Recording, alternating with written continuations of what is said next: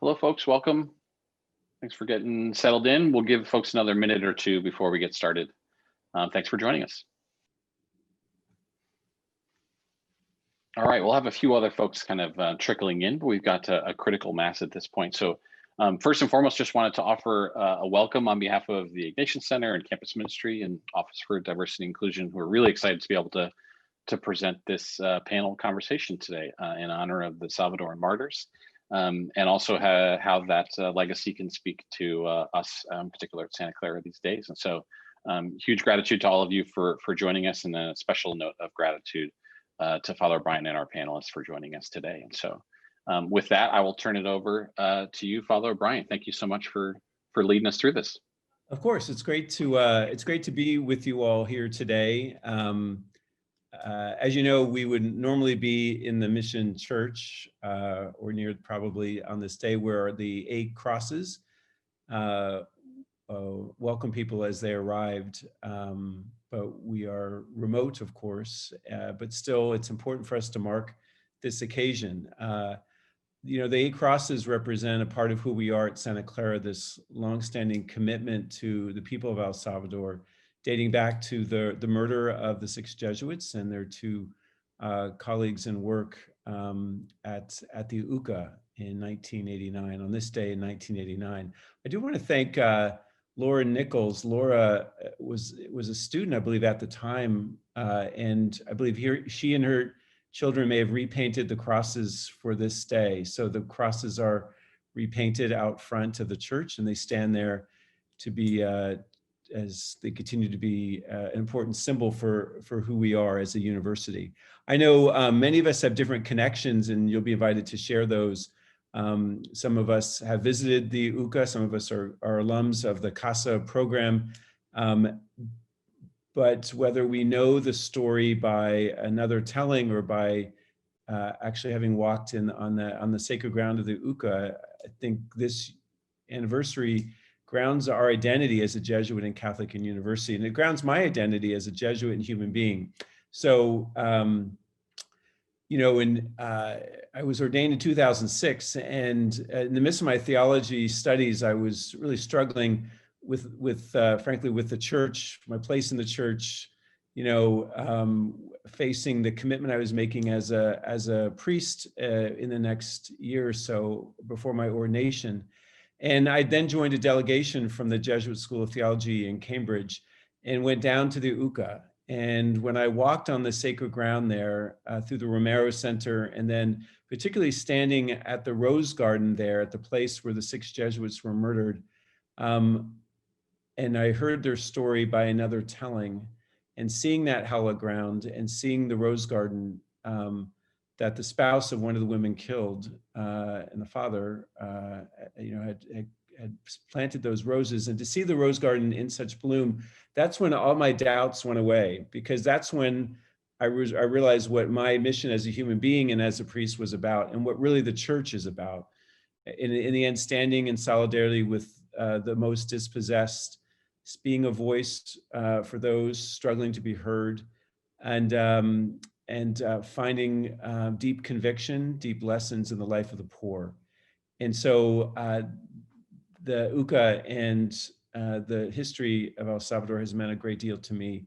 And I just wanted to share that with you to say this isn't just for me a thing one does as a Jesuit president, but what someone does as a human being, which is why 60 of us have gathered here today virtually to share the stories of what the witness of today and what the UCA means to us. And of course, as you know, we'll learn more about that history, how important the UCA is to Santa Clara and our emerging identity as a Jesuit university over the last 30 years, thanks to my predecessors and those who have followed, who came before me.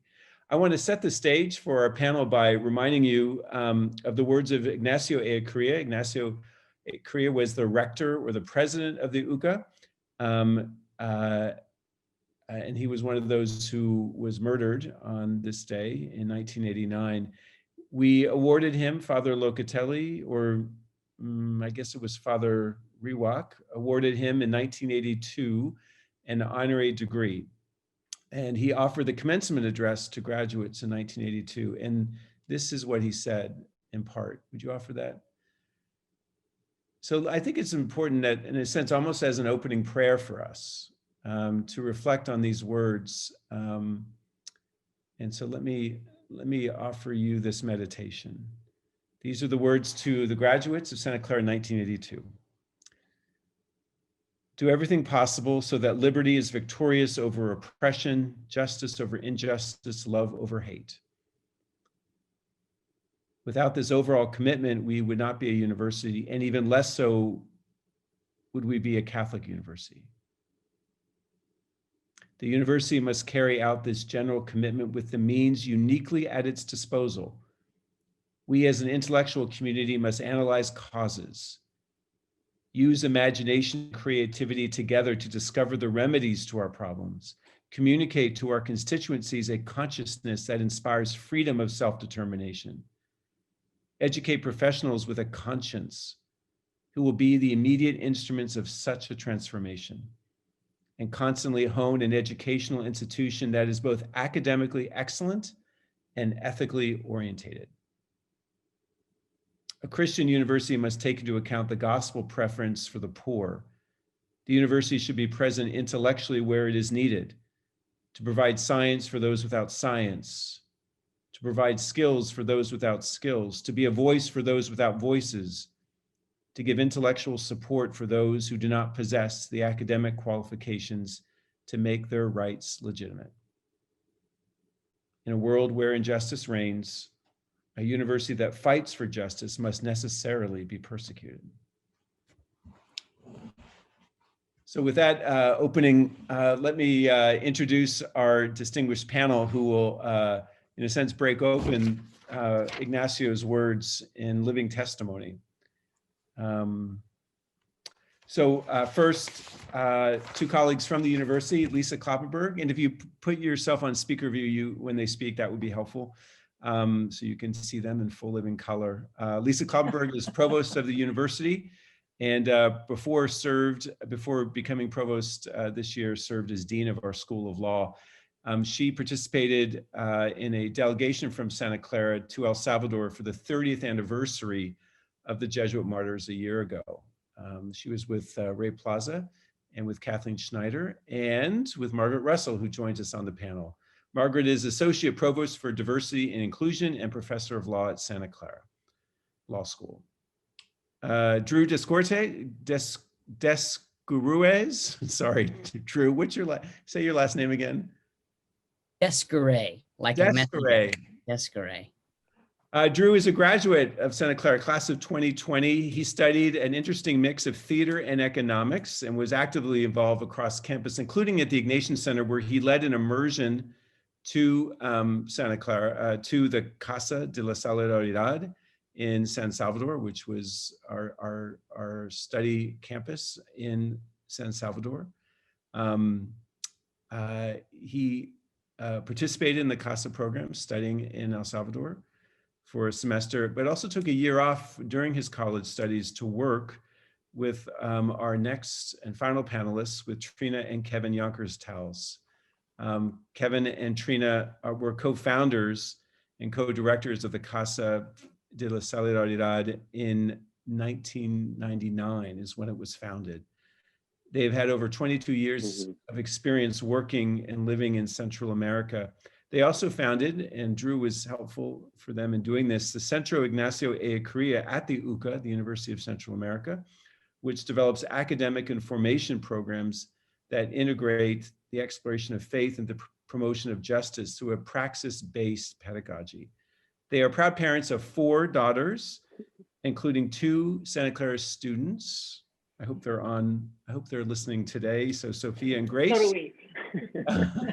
Sophia is a sophomore, Grace first year, and then Hannah and Emma.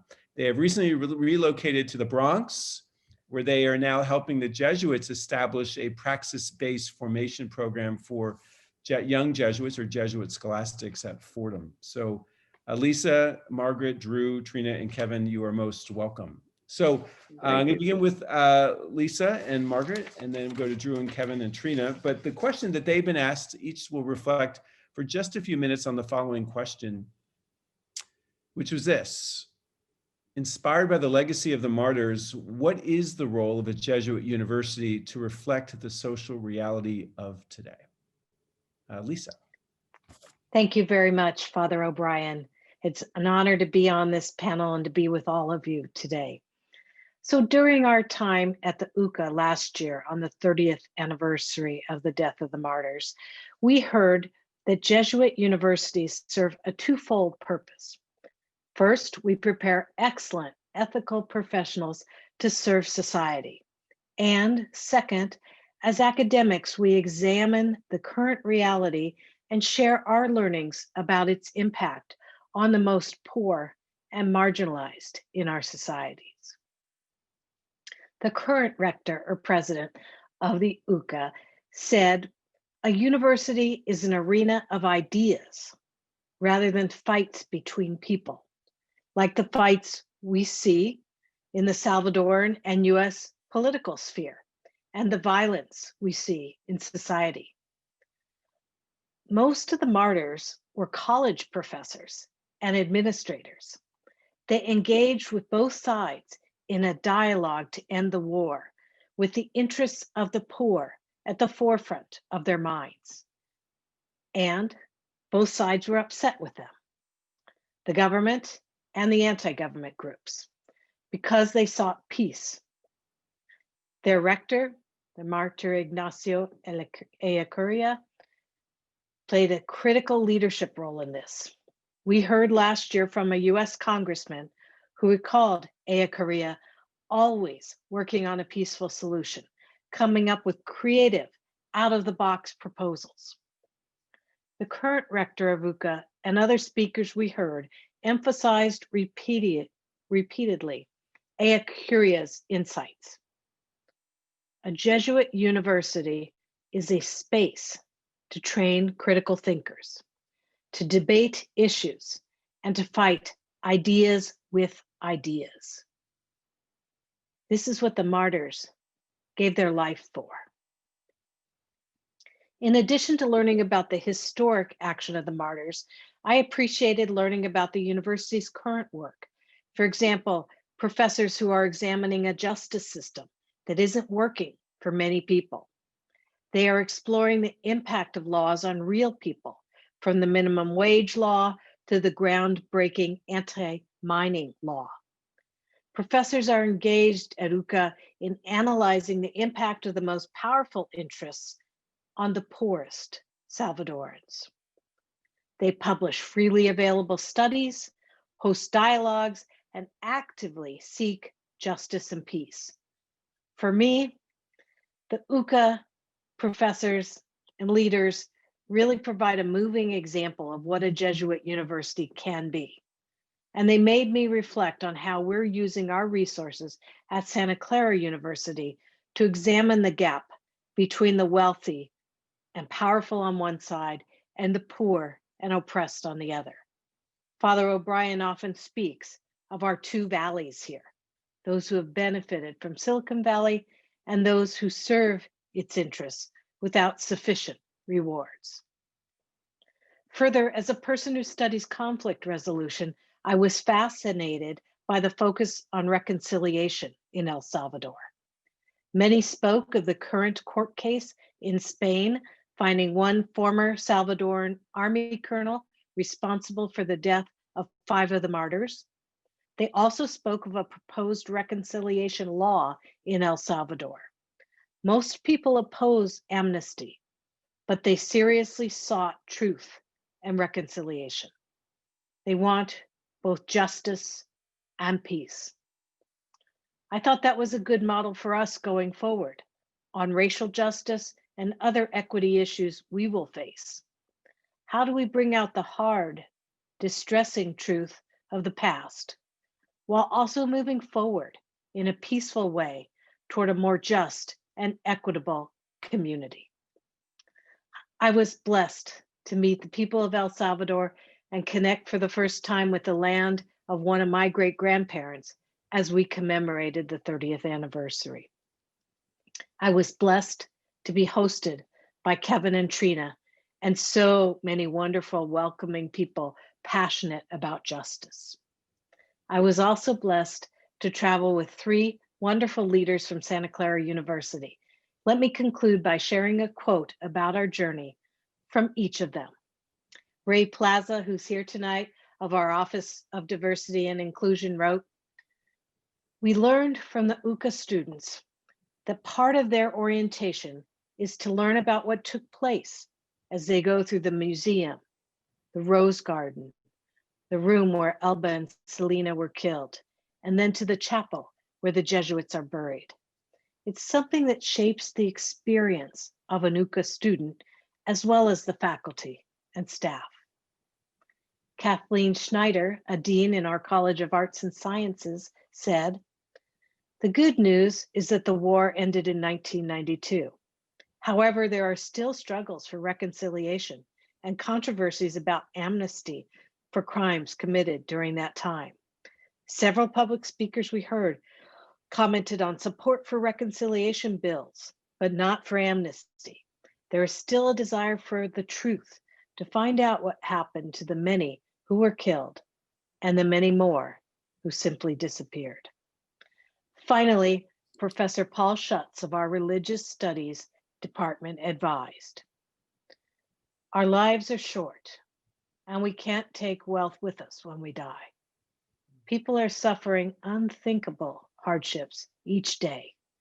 If the martyrs teach us anything, it's that silence preserves the violence of a status quo that can be overcome, if only we have the courage to speak and act, to give our lives for a greater good, as they did 31 years ago." Thank you. Kevin, should I turn it to Margaret now, or did you have questions? No, let's, Margaret, thank you. Thanks very much, Lisa. Margaret? Yes, good evening, everyone. And I would like to start by saying that when I was hired onto the law faculty at Santa Clara University many years ago, I didn't really know what a Jesuit university was. I had grown up in Catholic education, and I had a lot of experience in social justice activism and study through college and law school. But Santa Clara University, as a Jesuit university, just didn't have any particular meaning to me until I started walking around. And as Kevin O'Brien said, this notion of this feeling of sacred ground and hallowed ground did sort of soak into me, particularly in seeing the crosses, the white crosses planted in the garden outside of the mission at Santa Clara. And I remember reading the names and learning about the Jesuits, and then being particularly taken by the 2 female names, Julia Ramos and Selena Ramos, and wondering who they were and what their lives were about. When I had the opportunity to go in 2014 to El Salvador, I knew a lot more about Jesuit education, but I knew very little about El Salvador. I did remember, through living through the 1980s and having some political knowledge of that, that the assassinations on actually November 16th, today, in 1989, shocked the world. But they were hardly the first in a very bloody decade of human rights violations. And I noticed as well that the United States was integrally involved with it. So along with my commitment to nonviolence and my interest in the US civil rights movement and issues of historical memory and accountability, I learned a lot about my own country, the United States, and their complicity with the highest levels of El Salvador's military leadership during a decade of civil war. They received US military and economic aid. And all parts of me, spiritual, intellectual, political, personal, really merged in thinking about the deaths of these individuals and the tremendous commitment of the Jesuits to the disenfranchised and poor people of El Salvador.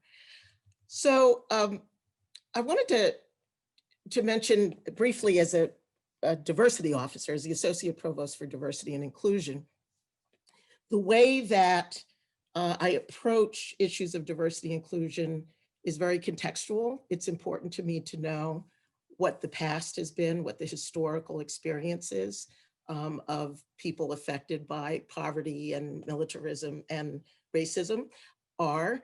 And in my own work in US civil rights, I've written about certain moments that to me during the civil rights movement were like moments of transcendence and a cleansing and a cleaning in the struggle for social justice.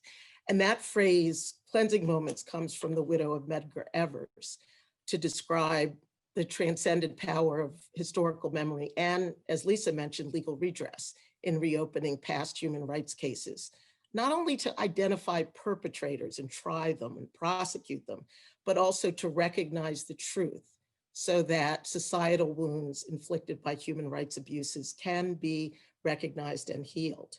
And in the United States, this is, as you know, has meant revisiting, sometimes re-prosecuting US civil rights murders of the mid-19th century, a pretty daunting task given the structure of US law. And in the El Salvador case, the prosecution by the lawyer Almudena Bernabeu, a friend of Santa Clara's, and the Guernica Center, their work in going to Madrid, Spain, in a place where there's universal jurisdiction or recognition of harm, and actually having a trial this year, which resulted in a conviction on September 11th in Madrid. Why is this important? Well, you know, there are models for justice. Law is certainly one path, alternative dispute resolution.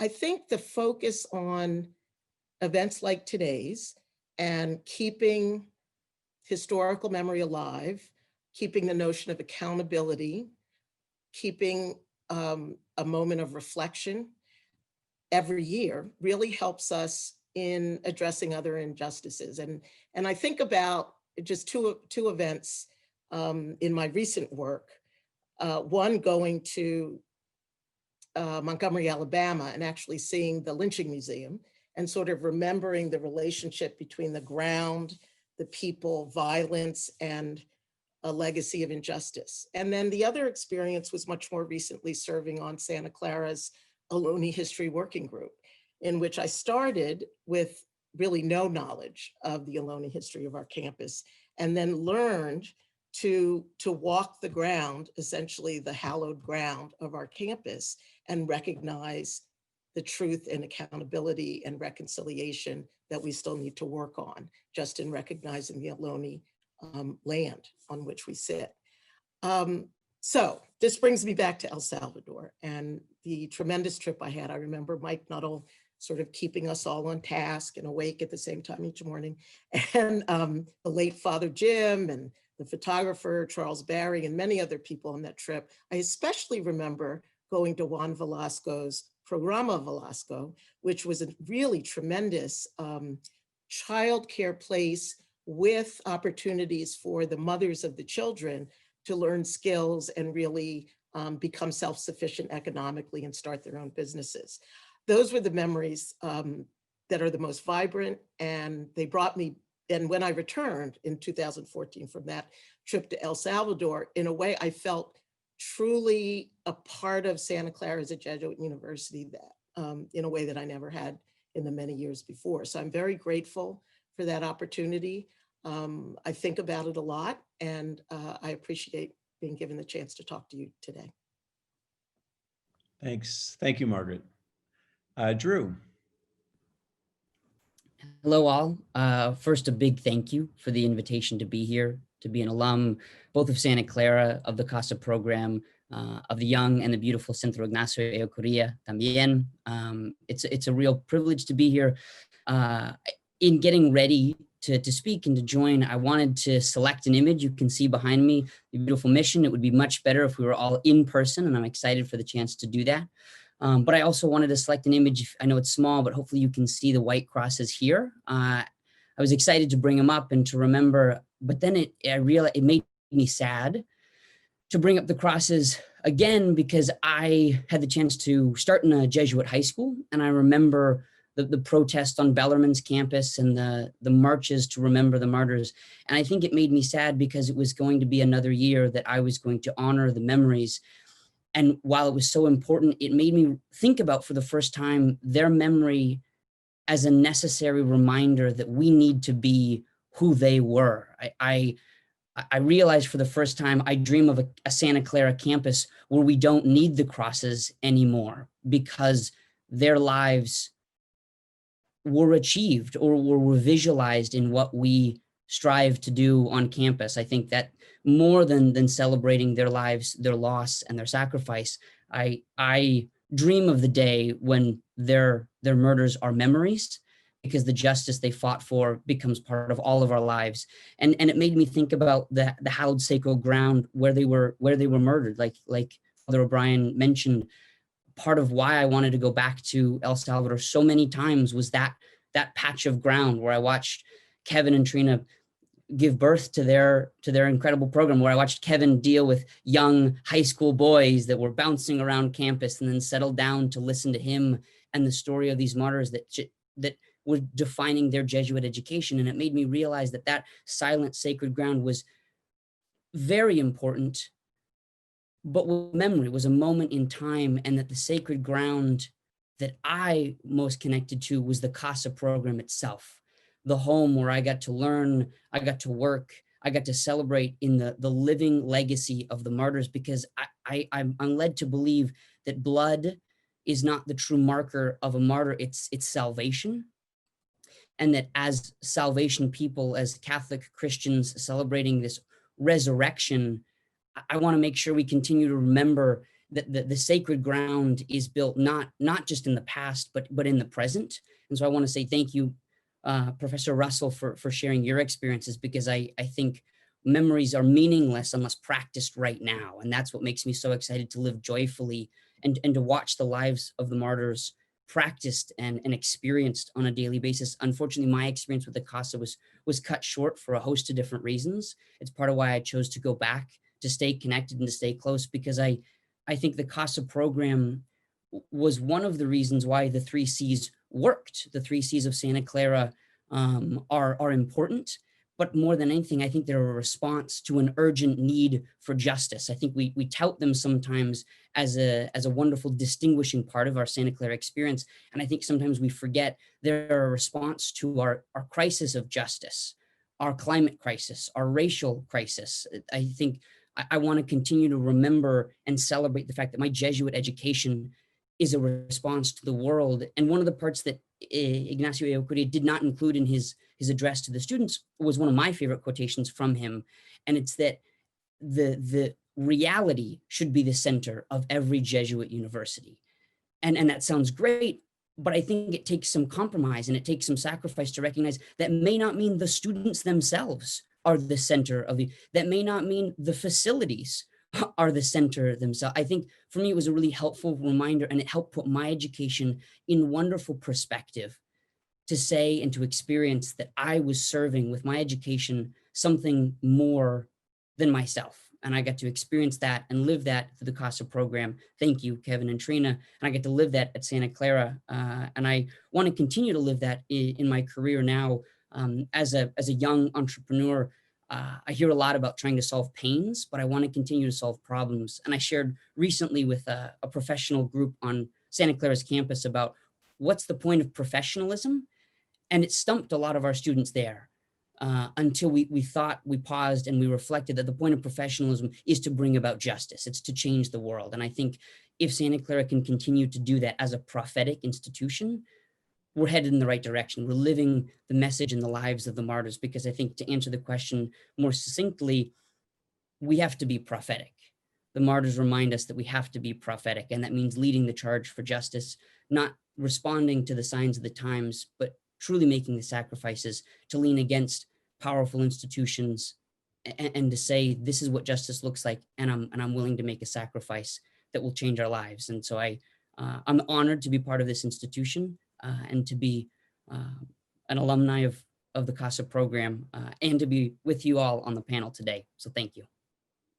Thanks, Drew. And you make us proud, believe me. Thank you. Kevin and Trina.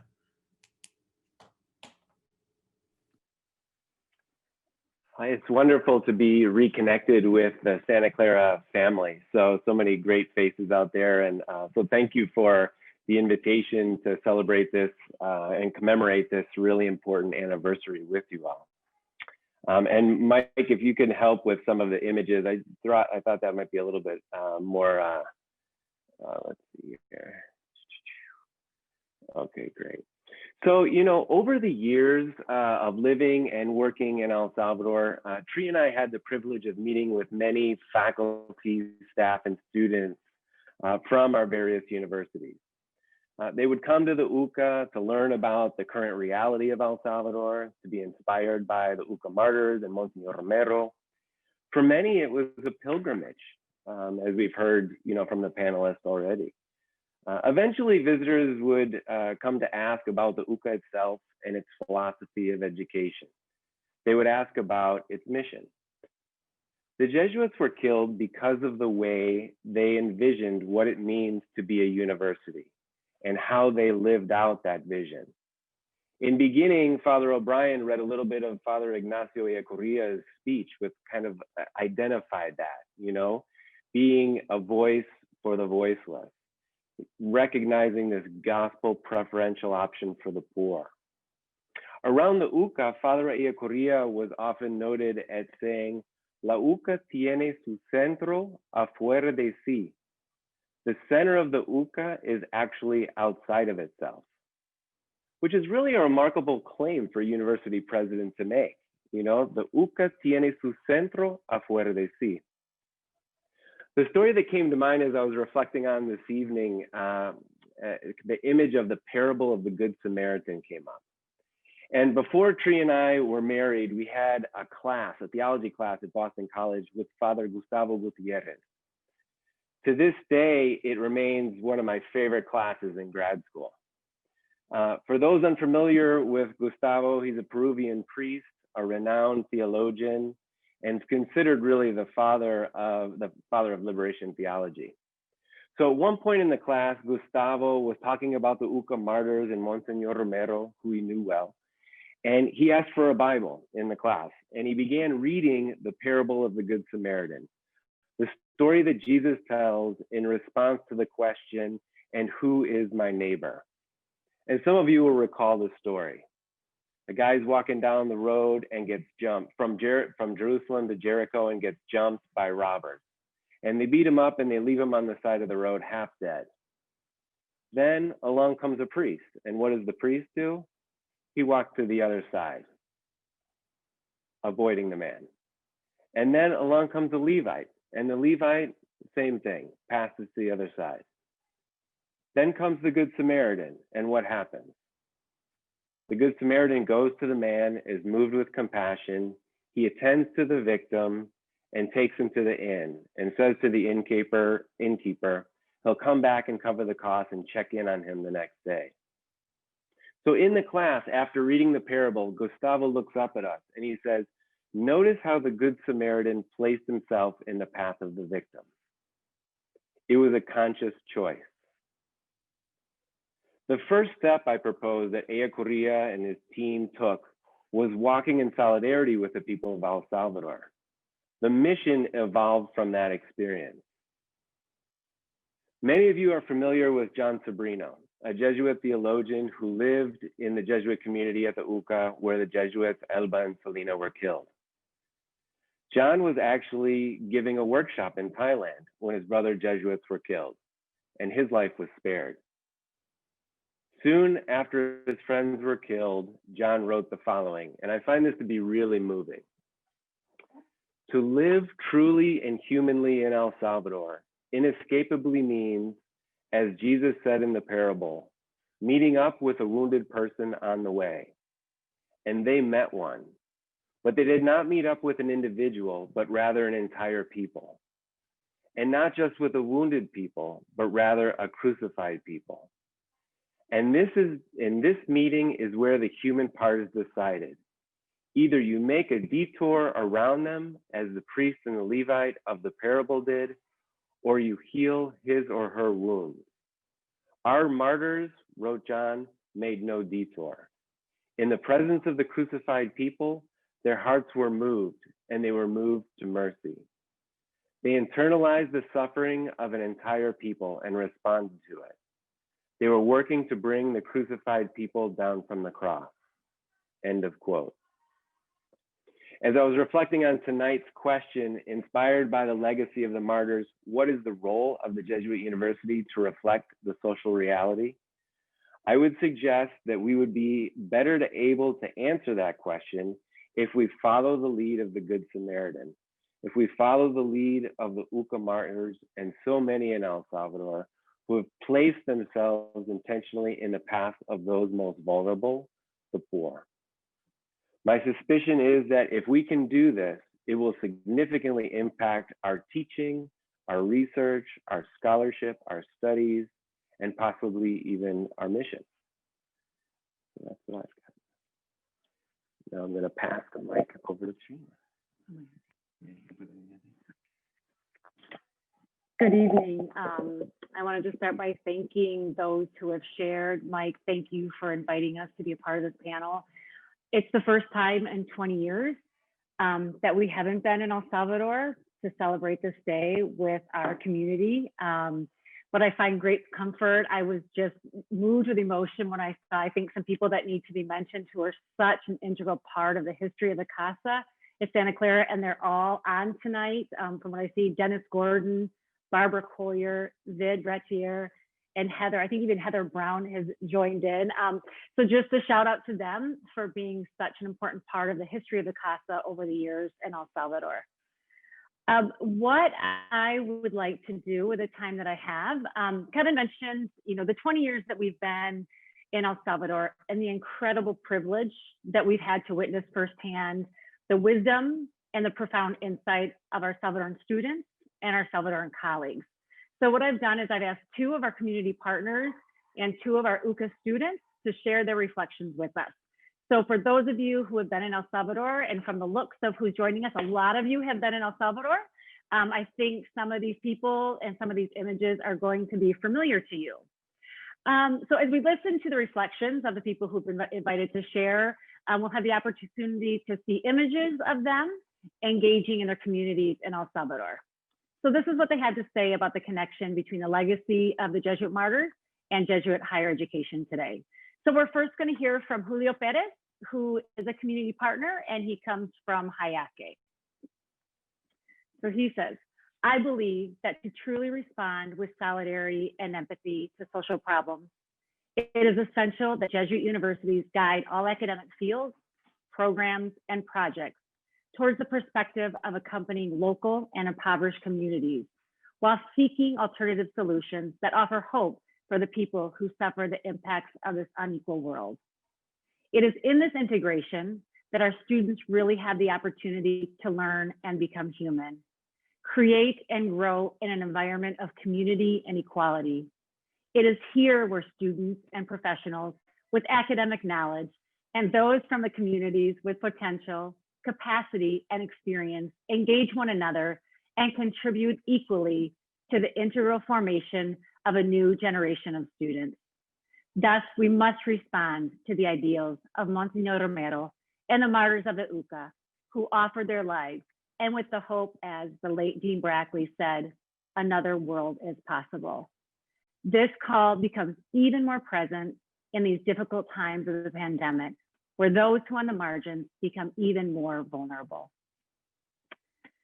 Second, we're going to hear from Jose. We all know him as Lolo Guardado, and he is originally from the northernmost part of El Salvador, but relocated to Mariona, displaced from the war. So Lolo says this: the legacy of the martyrs, Ignacio Ellacuría, his Jesuit compañeros, and Alvin Salina hold tremendous validity for our communities. They were very clear about the role that institutions should assume in El Salvador. It wasn't just about teaching in the classroom. It was also about accompanying the persecuted pueblo in their process of personal and communal liberation. It is very important for us, members of the community, to persuade Jesuit educational institutions here in El Salvador and in other parts of the world that we must keep alive the historical legacy of our martyrs. Professionals, professors, and community members are equal in dignity, and every moment of every day, we learn from each other. As communities, what we expect from each Jesuit educational institution is accompaniment. We do not want to be told what to do. We are quite creative and intelligent. We simply have fewer opportunities. We are also very aware of the importance of quality education and academic training, and we believe that type of education should be accessible to more people. Que viven los Martyrs. Now we want to change a little bit and listen to some of our students who've gone through that Eucaria Center that has been talked about. So first we're going to hear from Adriana Rodriguez. She recently graduated from the UCA and she has her degree in economics. So Adriana says this: the Jesuit education that I have received has been a fundamental and decisive pillar in my formation. It has inspired the direction I want to take in my life and to what I want to dedicate my career. I learned in the classroom to think and understand reality from a critical perspective, while learning firsthand about the needs, shortcomings, and above all, about the value and hope that exists in Salvadoran society. I am grateful for my training on human rights, ethics, Ignatian spirituality, and accompaniment of communities facing difficult situations. The example of Monsignor Romero and the Martyrs of the University, whose image and legacy inspires and encourages our hearts towards a search for a more just and humane society.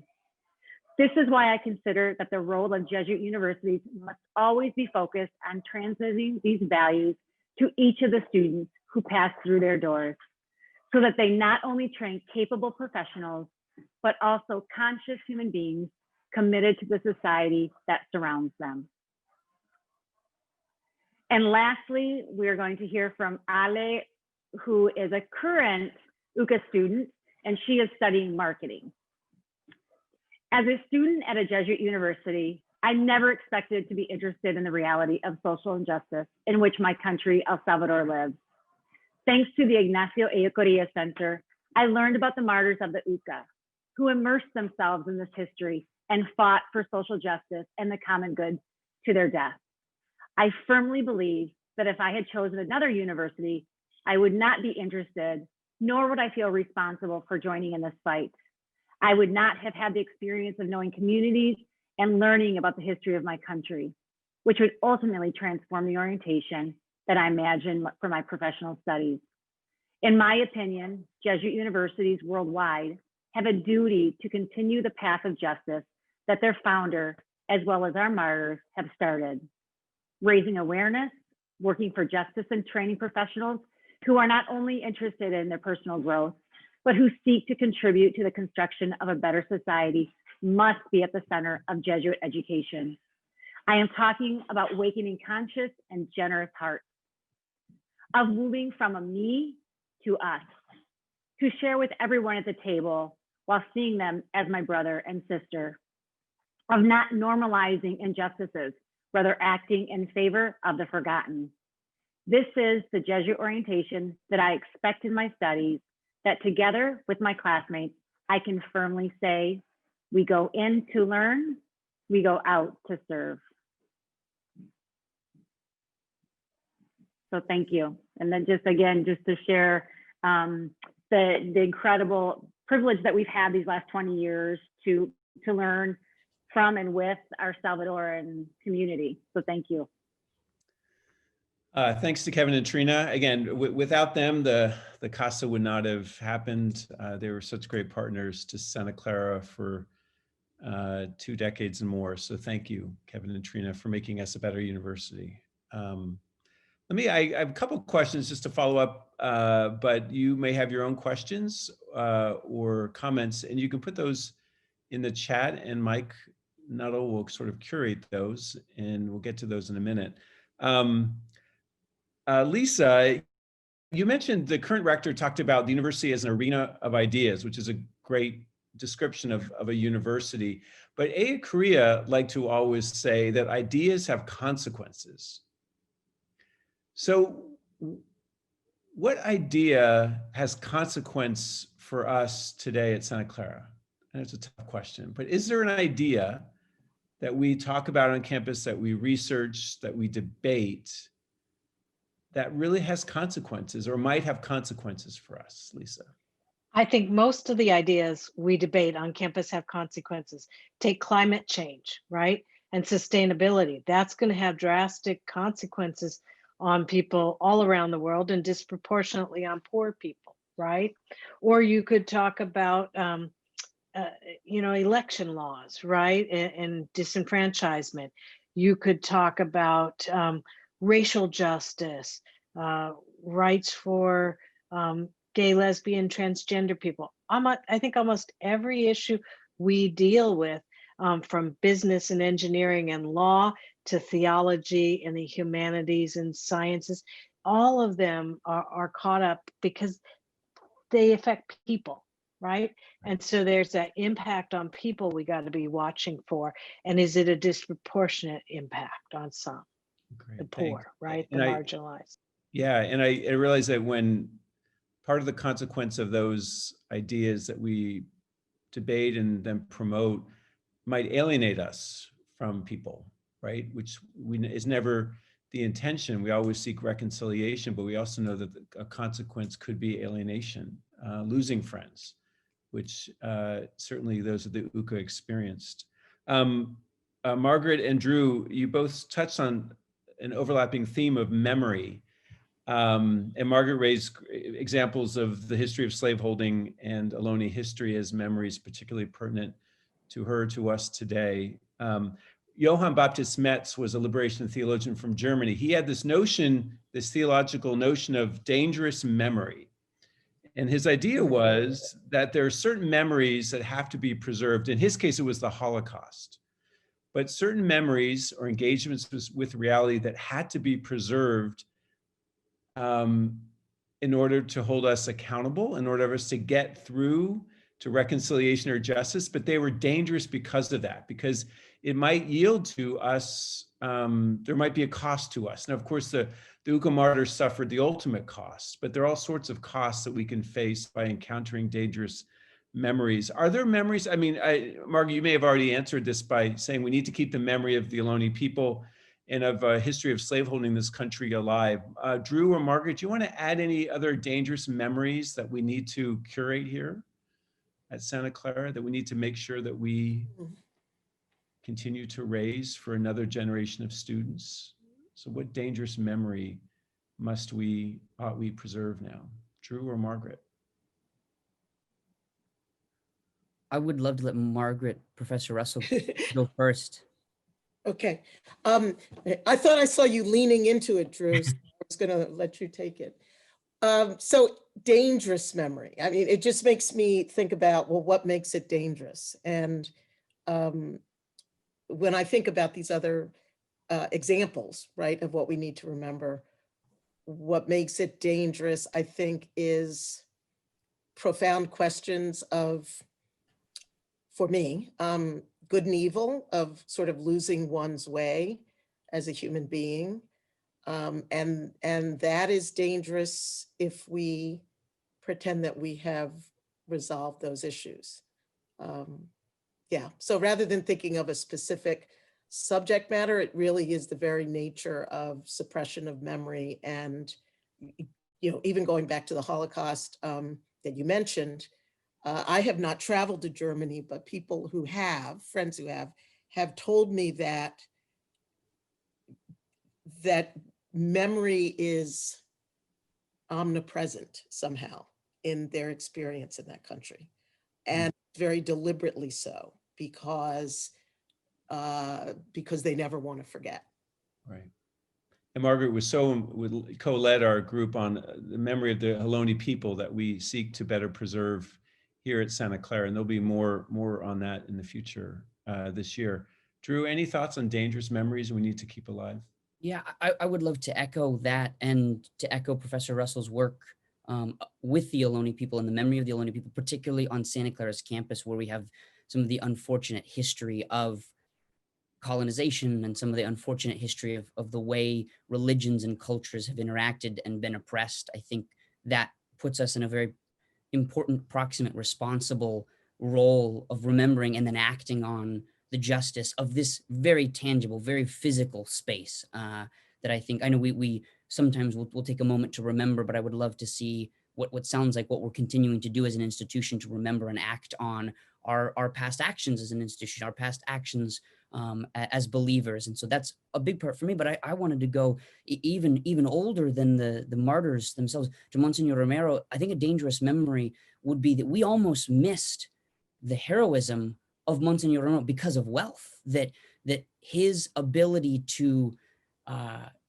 serve the wealthy religious community in El Salvador meant that he was in a position that enabled a lot of the wealth discrepancy, a lot of the injustice. And it was only because of his relationship with Rutilio Grande, Father Grande, that we have his heroism today. And I would say that that's an important reminder, because as an institution that deals with many resources, I want to remember that proximity to the poor and the oppressed, proximity to diversity is so essential, lest we wander away and miss an opportunity to live like Monsignor Romero, that was reminded and grounded with his experience of the murder of his friend at the hands of those that were more comfortable without liberation theology, those who were more comfortable without justice. And so I want to use his example as a painful and a powerful and a dangerous memory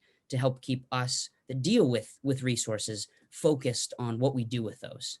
Great, thanks, Drew. And before we get to other questions, Trina and Kevin, so in the last General Congregation of the Jesuits in Rome 3 years ago now, and again, the General Congregation is a meeting of Jesuits from around the world held every decade or so. The Jesuits had another reflection on justice. And of course, in the 60s and 70s, the Jesuits always spoke about the service of faith and the promotion of justice as being linked.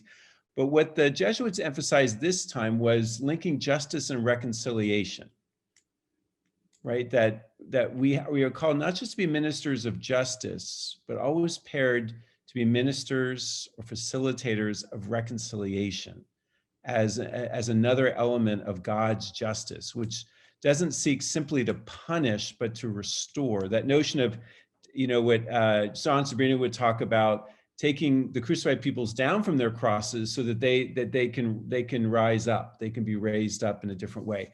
What is any thoughts on what is reconciliation? How do you work towards reconciliation? Well, your own experience in El Salvador, right?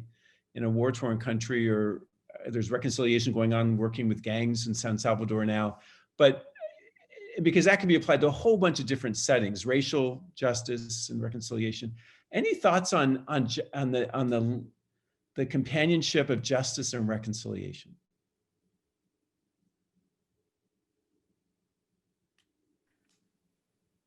I'll speak definitely to the lack of reconciliation that I think the Salvadoran people have experienced. And having been in El Salvador for the past 20 years and really seeing the implications that happen when there isn't reconciliation, when there is this widespread impunity from the war, and people, and as you said, it's not a punitive, but an opportunity for people who did the wrongdoing to admit and to say they're sorry, and for people to forgive. And it's just really in every layer of Salvadoran society from our experience working in the communities. And so you see the implications in communities, you see the implications in families, you see the implications in individuals, and this undergirth of living in a culture that really hasn't had the opportunity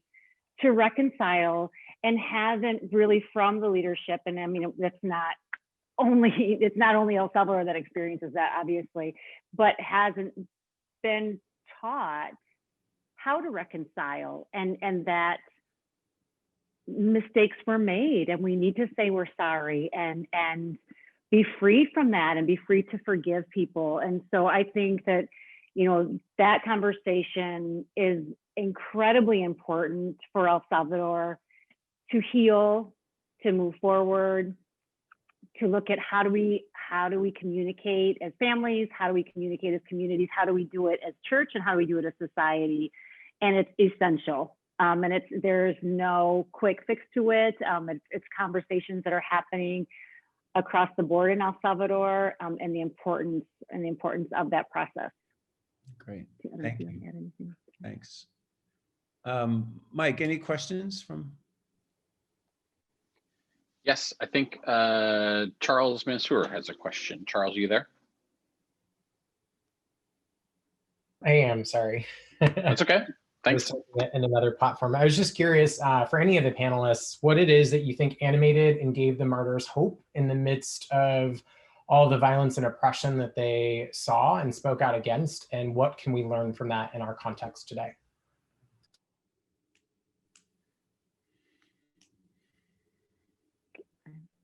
I think Drew is about to, Drew, are you anxious to speak there? You're leaning in again. Yes, I don't know if anyone can Drew tell. is a very animated young man, I can always tell. Drew, go ahead. I'll do a brief start, but it's a quotation from Kevin. So I'd love to start and then throw it back over to Kevin and Tree.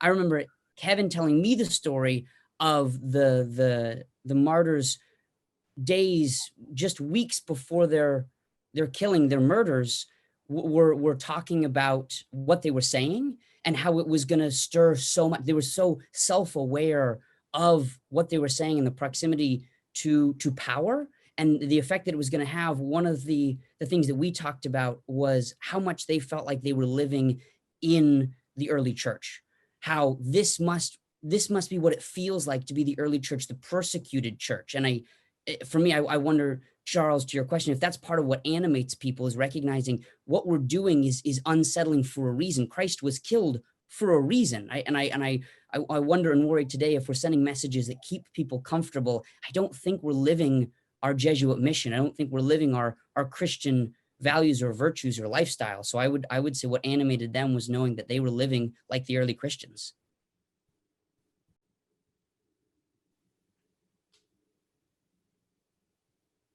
I'll just add very briefly, and I think Adri and her reflection when I asked her about the connection, and she said one of the things most important to her was, above all, learning the value and the hope that exists in Salvadoran society. And I would say repeatedly from our students who came through the CASA, from our staff who came back and worked with the CASA, from then our Salvadoran students who came through the center, that is a repeated theme, is engaging and interacting with people on the margins, and not in a way that is patronizing or a way that is it is a way to connect with reality and a way to really pretty clearly decipher what is important in life. And so I would say very briefly and very simply that's been my experience of 20 years, that is an underlying connecting with people on the margin and having real mutual relationships with people on the margins. I could just briefly add one other aspect. I completely agree, Trina. And I think, and I hope that the martyrs found hope from their students as well, as we all do from ours. You know, they were teachers, they were scholars. And so they saw that they had to give the example for the young people. They had to lead, right? And I know when we were there, I found so much hope from the UCA students and what they were learning from the martyrs even today. Thank you. Mike, is there another question? We had another one from Tony Cortese. Tony, are you there? So Tony, let me introduce Tony to you. Tony is a Jesuit scholastic. He's doing his regency here, his working with us for 2 years in the Ignatian Center, originally from California. Thanks, Kevin. Yeah, I guess I'll direct this first to Kevin and Trina. Good to see you. So my sense is that those of us who hold positions of authority at Jesuit universities, including myself as a Jesuit, wrestle with this tension of being other than the poorest among us. And then we run this risk of being paternalistic in how we speak of the poor. And even in the way we honor our martyrs. I'm just wondering if you've sensed like kind of a way forward for our universities to become not just for the poor, but actually poor.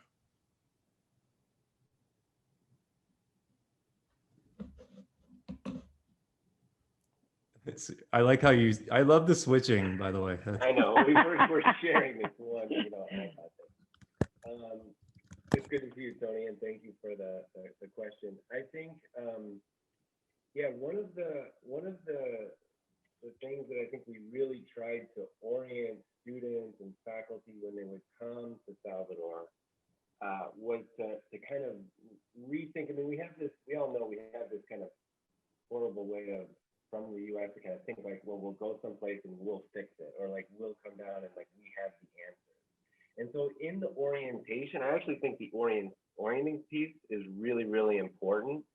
And in Salvador, like that, with the history of the Christian-based communities, like the Lolos and the Otis, they quickly knew that they were the educators of this whole thing, you know, that they were educating these youth about their reality. I mean, we've done whole presentations on Salvadoran community partners as primary educators. And in some ways, I think, you know, they're even more significant than the faculty who are teaching the classes, you know? We really worked on this integration where there was a connection between the rigorous academic study and the encounter with reality.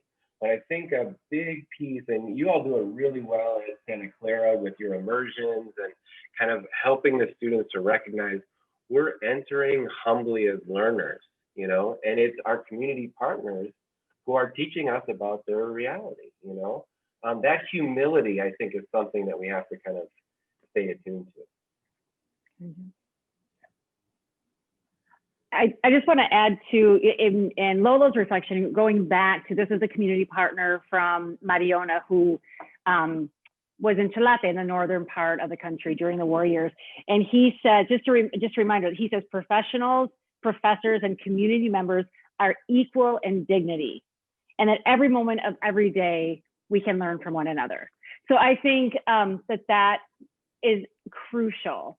And community partners know when we're faking it, you know, is it true partnership? Are we really together in this? Is this about us learning together? And something else that we always told our students, you know, in the orientation, and Drew and Catherine is in here. I know there's some other alums that say, yep, they told us that like 5 times, is the importance of entering as learners, and that this is not something else that we're consuming. That these are relationships that have been forming for years, they're partnerships, and just the importance of that trust and that mutuality. And Lolo said it very clearly, right? He said, we're not dumb. Like, we have gifts, we have skills, we're really smart, but we lack, you know, some of the training that are offered at these higher levels of education. So I think authenticity is key in these partnerships. And I don't think that any of our partners would say, oh, I think you should be economically poor. I don't think that's the point. I think the point is that we are partners and that we are equal and we're looking for solutions. Let me turn to a question from Daniel Valcazar. Daniel, you can ask it. Daniel is a graduate of the Jesuit School of Theology. Daniel, do you want to pose your question? We'll have Lisa and Margaret answer this one. Okay, great. Thank you, Father Kevin. It's great to see you and everyone else here. Michael had asked me if I wanted to ask, and I figured based on timing, I might need to head out shortly, but since the question came up so quickly, my question is, in a world with so many injustices, how do you decide or discern how and where to focus your gifts and talents? That's a great question to end on. Lisa, do you want to? So I put something in the chat for everybody. And obviously, you know, you're a graduate JST, you know more about this than I do. But I think you know, the challenge is not to be overwhelmed by all that, right? But to actually dive into where your heart is being called to. You know, so in my own life, it was a lot of experiences that I thought were kind of random, but then you add them all up and it's like, oh, wow, it's around immigration and refugees. Margaret? So Father O'Brien, I thought you might want to answer a question. I might give this a shot. Okay. Well, I think we have to carefully discern, as really what Lisa was saying, the different movements, and discernment really is about assessing sort of our experience outside of ourselves, and then how we respond in our interior landscape. So bringing those two, the signs of the times and our interior movements, which are in dialogue with each other, and God speaks through both of those. I think we have to be careful of what Ignatius would call the working of the evil spirit, which would love to distract us from doing anything. So we, for instance, to be careful about being overwhelmed such that we don't do anything. To be careful of overwork. And Thomas Merton has a really beautiful meditation on overwork, that we could just fill our lives with all this energy that we are depleted and useless. And we, in a sense, become messiahs of our own making. And that, he says, is that type of interior turmoil is itself violence, he says. So I think there are things to be careful about. And so maybe I'll to discern carefully, knowing that we can't do everything, that we have limited time, space, energy, and we have our own talents and abilities and opportunities to discern the signs of the times with our own interior desires and passions, resistances, and to ask, what is it that God is asking me to do now? St. Ignatius of Loyola had a wonderful adage. He would simply tell the younger Jesuits, who were, of course, full of zeal and wanting to save the world. That's why they became Jesuits. The constant reminder was, age quod agis, do what you are doing. Do what you are doing. It reminds me of Thich Nhat Hanh's advice, the Vietnamese monk: when you're doing the dishes, do the dishes, right? That God has given us something to do today for God's greater glory in the service of others. And to stay focused on what God has given us to do. And it is being faithful to the present, to what God has been given us to do, that our future or our calling to other work will be revealed. And so that does require, daily reflection and examination of both the world around us and the world inside of us. So I would just say, Daniel, age quod agis. So I think, Mike, we're running. Is that a good time to stop? It is, yeah. Great. Well, let me join me in thanking Lisa and Margaret, Drew and Kevin and Trina for just a delightful conversation. Mike. Yeah, thank you. I'll just echo gratitude to you, Father Brian, and to all the panelists. This is both an important conversation. It's an incomplete conversation, but it's a really wonderful start. And frankly, just anytime we can talk about Salvadoran Martyrs and just be around a group of people like this is always just a gift. And so deep sense of gratitude here. And so certainly on behalf of the Ignatian Center and Campus Ministry, ODI, and all of Santa Clara, we're very grateful for your time and for everyone to be here.